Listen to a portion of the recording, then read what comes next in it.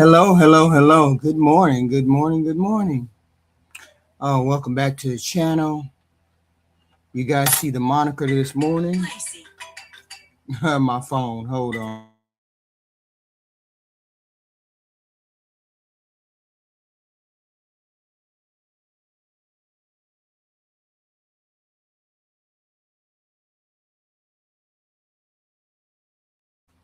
All right, I'm back.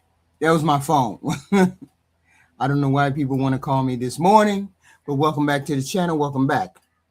I was watching some of the latest polling, the latest coverage on the Texas Senate race, right? And one of the things stood out to me was the newest polling averages that have Talarico narrowly ahead of Ken Paxton. But almost every survey is still within the margin of error. Every survey.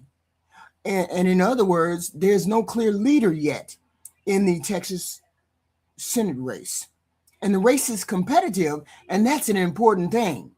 So let me play this video. And so you see Talarico at 45.5%. You have Paxton at 44.5%. Now they've taken the last four polls here and they averaged it. That's where you're getting that number from. Okay, so we're going to take a look at the latest poll. This was Texas Pulse poll, and this was posted on 6/9/2026. You have a sample size of 807 likely voters. You have the margin of error plus or minus 4%. You have Talarico at 47%. You have Paxton at 44%. And then you have other at 9%. Now, when you're looking at this, you see Talarico at 47, Paxton at 49. This is within that margin of error because the margin of error is plus or minus 4%. Okay, so there is no... So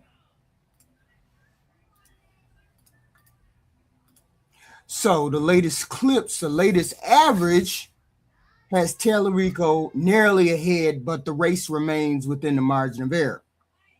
But that also raises a bigger question. What does beating Ken Paxton actually prove?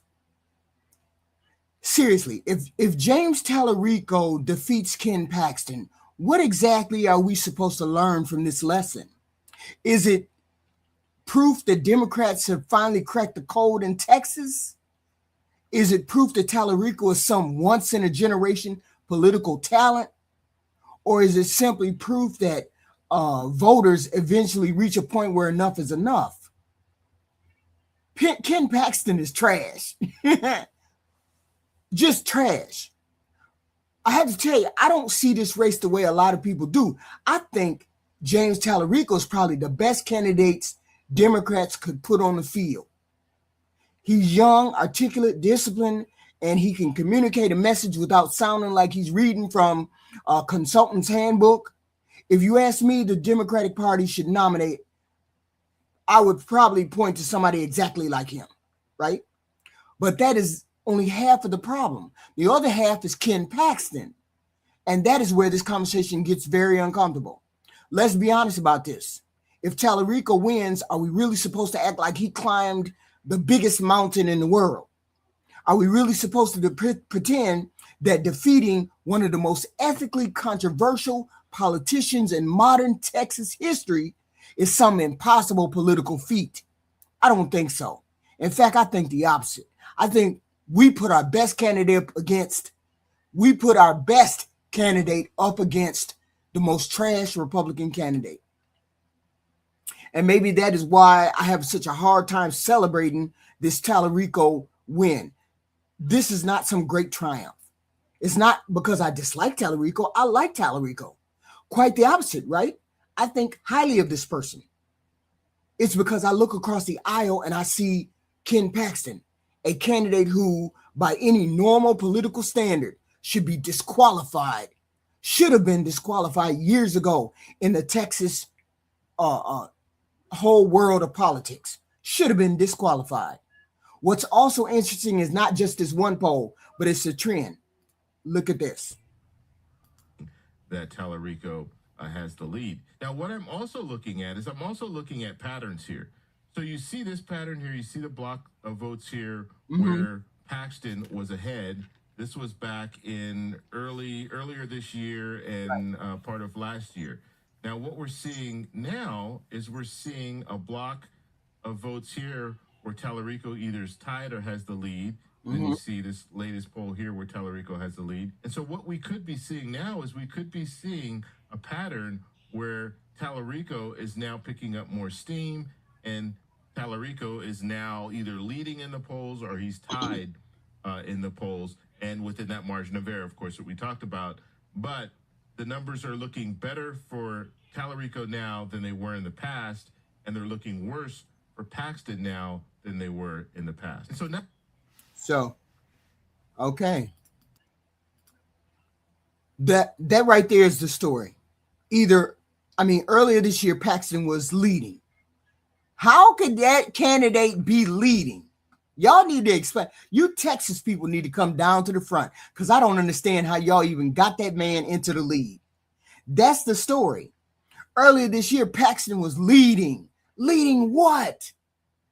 And this is the conservative movement. This is the conservative pattern. And you have this morally bankrupt person in the lead.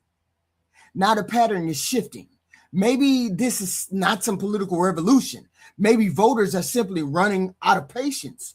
Maybe years of baggage in Texas, the controversies in Texas, the ethical questions in Texas are eventually catching up to this candidate, this Ken Paxton. And honestly, maybe that is exactly what accountability is supposed to look like. But here's the part that really jumped out at me. Listen, look at this video. Listen. Paxton now than they were in the past. And so now let's look at some of the other questions that were asked. So they asked the question of favorability. And so Paxton had a favorability of 34%, unfavorable 52%. Now looking at Talarico's favorability. So Talarico's favorables 39%, unfavorable 34%. So we're looking here, you see that Talarico's favorables are higher than his unfavorable, which is good. And that's what you want. And when it comes to Paxton, it's the opposite. His favorables are at 34. His unfavorables are at 52. And so right now, Talarico has an advantage there. Generic ballot. This is important. Now we're talking. Hey! So did you catch that? James Talarico is viewed more favorably than unfavorably. Those are not the numbers of two equally positioned candidates. They're not on the same playing field. Those are the numbers of a credible challenger facing a candidate carrying years of baggage. And that is why I keep saying something that might sound crazy, but it's true. A dog in a dress should beat Ken Paxton. Any dog in any dress should beat Ken Paxton. Now, before people lose their mind, let me explain what I mean. That is not an insult directed at Talarico. I actually think Talarico is the strongest candidate Democrats could put on the ballot. I think we put our best foot forward in Texas. My criticism is directed entirely at the other side. What I'm saying is that if your opponent enters the race with numbers like that, if your opponent has spent years under a cloud of controversy, then beating him should not be treated as some once-in-a-generation political achievement. It should be the expected outcome. That should be standard. That should be normal to beat a Ken Paxton.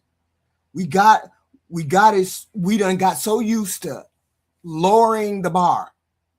This whole political season since 2024, we have gotten so used to lowering the bar that we've forgotten what normal politics is supposed to look like, what ethical candidates are supposed to look like. I don't care if you're a Republican or Democrat, independent, or somebody who never even votes. There used to be a baseline expected for public office. There used to be a point where scandal and ethical questions and repeated controversies actually mattered. There used to be a point where parties would quietly say, we can do better than this, and they would run that candidate out of town. Somewhere along the way, we stopped doing that. And that's the real story here. The real story is not the Democrats found a good candidate. That's not it. The story is that the Republicans have convinced themselves that none of that matters anymore. It matters very much. And we're going to prove it in Texas.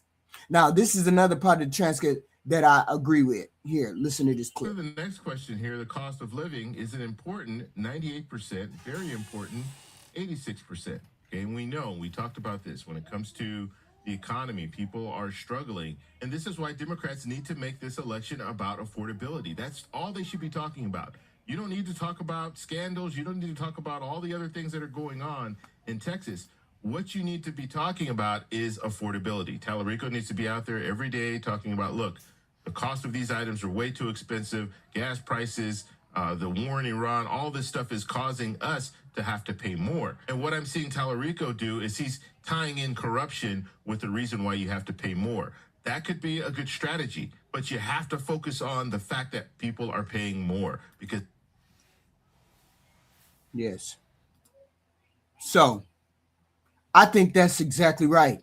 Texans already know who Ken Paxton is. You don't need to say no more about Ken Paxton. Ken Paxton is the worst candidate. That's a trash candidate. And Texas should be ashamed of the fact that they voted for that candidate. Okay? They know his baggage. They know about the controversies. Running a campaign that simply says Ken Paxton is a flawed candidate is not enough. It's not good enough. We already know what he's about. Voters want to know what you're going to do about the price of groceries. They want to know what you're going to do about housing costs, insurance, healthcare, gas prices. The Democratic platform is free college, free healthcare, free school lunches, a progressive tax code, raising the minimum wage. These are things the Democrats care about. We don't care about none of this social issues and people being gay and trans and all that garbage. We care about these social issues. We care about these economic issues right here. College, healthcare, progressive tax cuts, raising the minimum wage. We care about those things. If you're a true Democrat, you care about those things. So those things should be the first and foremost things that Talarico should be talking about. Forget Ken Paxton, because we already know he's trash. You don't even need to say nothing about him. Every once in a while, let all the other people that do ads about Ken Paxton talk about his character. Talarico should be focused on what he can do for the American people, what he can do for the Texan people. Okay? They want to know whether their lives get better and easier if they vote for you. And this is where I think Talarico actually has an opportunity, not because he can expose Paxton's flaws. Who cares? Those are already out there. Record, detailed, he's been impeached. We don't need to talk about Ken Paxton anymore. We understand that he's a flawed degenerate. We get all that. But I think he can make the case that competency and integrity produce better outcomes for ordinary people. But I keep coming back to the basic idea. I almost wish the Republican nominee were somebody with an impeccable reputation, with a better reputation, somebody respected across the aisle, somebody you could disagree with politically, but still admire personally. People keep forgetting that's what a senator or congressman, those kind of people should be about. Somebody who's respected across the aisle, somebody who could disagree with politics, but still admire personally. A true conservatives are people like Matt Romney, John McCain, Liz Cheney. Those are true conservatives.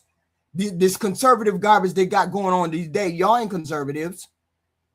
These people that call themselves conservative, you ain't no conservative. You ain't like Mitt Romney, John McCain, Liz Cheney. You ain't no true conservative. You just pretending to be conservative because you don't like gay people. Shut your ass up. I wish they had a regular nominee. I wish they had a better nominee. Because then if James Talarico won, you could say that was a fight. That was a fair fight. That was a good fight. That was a real test of our candidate. the better candidate beat a worthy opponent. Instead, if Talarico wins, I think there will always be an asterisk attached to the conversation. Not because of anything he did wrong, but because people will always wonder whether Paxton simply collapsed under the weight of his own garbage and his trash and his degeneracy. And honestly, maybe he should. That is what accountability is supposed to look like. Ken Paxton should be ran out of town on a fucking rail. He should have been ran out of town on a fucking rail. That's why I know most of y'all ain't conservative. You're not true conservatives, not like John McCain, because this person never should have been nominated at all. Never should have been up for debate. Accountability is not some radical concept. It is an understanding that public office is a privilege, not a reward for surviving scandals.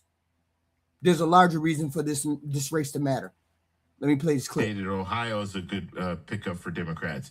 Also, Texas could be a good pickup for Democrats. And so if we see Democrats pick up that seat in Texas, now Democrats and independents are at 51, Republicans are at 49, Democrats take back control of the Senate. And so that is why when we're looking at Texas, not only is Texas in play, but if Democrats can win in Texas, they have a really good shot of taking back control of the Senate. Right. Okay. So yes, I want James Talarico to win. I think Texas would be better off if he does win. I think Democrats would be better off if he wins too. I think the country would be better off if he wins. But I'm not going to pretend that defeating Ken Paxton is the political equivalent of climbing Mount Everest or winning a gold medal. This is not David versus Goliath. This is our very best candidate against their trash candidate, their most trash candidate. The conservatives' worst trash candidate. That's what we have. And maybe that is the most uncomfortable part of this entire conversation. Maybe the real question is not, can James Talarico beat Ken Paxton? Maybe the real question is, how did the Republican Party get to a place where Ken Paxton was still the standard bearer? Where did you get to the point where y'all would nominate trash like that? Because if the Republican Party had held itself to the same standards like John McCain, Mitt Romney, that everybody else expects everyone else to meet, we would not even be having this conversation. We would be watching two respected candidates compete over ideas and visions. The last time I saw that happen was John McCain against Barack Obama. That was the last time I saw a respectable debate about ideas. John McCain, true conservative, against Barack Obama. That's the last time I done seen that. Instead, we're debating whether it would be impressive to defeat one of the most politically damaged trash figures in Texas politics. I don't think it should be. I think it should simply be the expected outcome of a functioning democracy. And maybe that is my answer to the question. What does beating Ken Paxton actually prove? It doesn't prove a damn thing. It doesn't prove that James Talarico is a miracle worker. It doesn't prove Democrats pulled off the impossible. It doesn't even prove that Texas has fundamentally changed. What it proves, if it proves anything at all, is that when one side puts its best candidate forward on the field and the other candidate and the other party refuses to move on from some of the most deeply flawed, degenerate characters, sometimes the voters decide enough is enough. And frankly, this is not a miracle if James Talarico wins. It's just that this is how it should be. This is how it should happen. James Talarico should beat Ken Paxton. He should beat Ken Paxton. And it's going to say a lot for the Texas voters if he does not. So if you like my commentary and my take on this subject, please hit the like, share, and subscribe. I'd appreciate it. I appreciate the content. I will be back later on this evening with the Thursday evening show at 10 p.m. And I appreciate all of you guys. Let me read the comments. Hey, Black America. I bet you lose by 8 points. That don't even make sense. Don't even make sense, Black America. But it is what it is. I appreciate you all. Please hit the like, share, and subscribe. And I will be back later on this evening. Thank you.